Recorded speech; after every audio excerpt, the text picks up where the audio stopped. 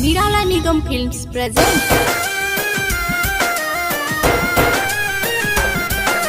Music by Aditya.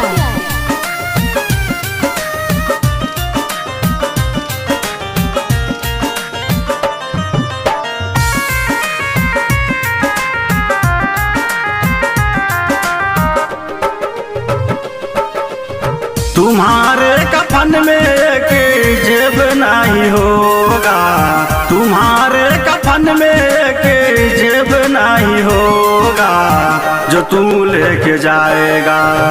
तूने जो कमाया है दूसरा ही खाएगा, तूने जो कमाया है दूसरा ही खाएगा।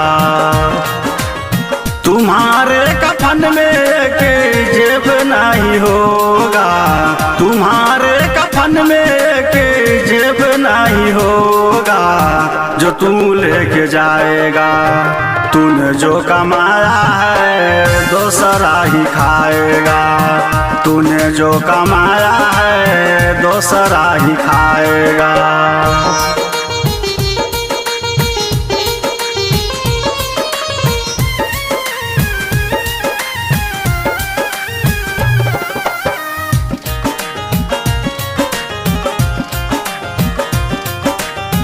मखमल पर सोने वाले कब्र में चटाई ना मिलेगा, चटाई ना मिलेगा।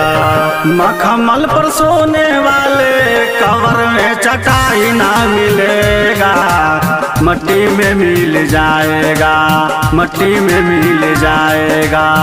तूने जो कमाया है दूसरा ही खाएगा, तूने जो कमाया है दूसरा ही खाएगा।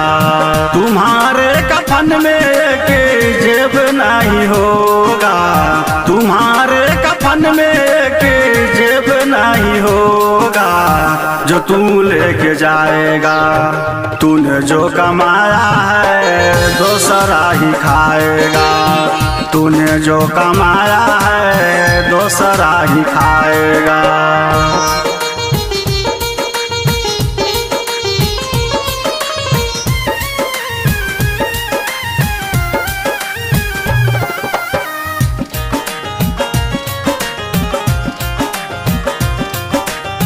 ना लेके आया है कुछ ना लेके जाएगा, खाली ही आया है तू। ना लेके आया है कुछ ना लेके जाएगा, खाली ही आया है तू, खाली ही आया है तू। खाली हाथ जाएगा, खाली ही आया है तू।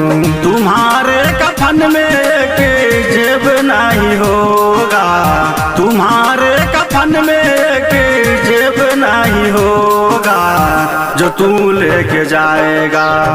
तूने जो कमाया है दूसरा ही खाएगा, तूने जो कमाया है दूसरा ही खाएगा।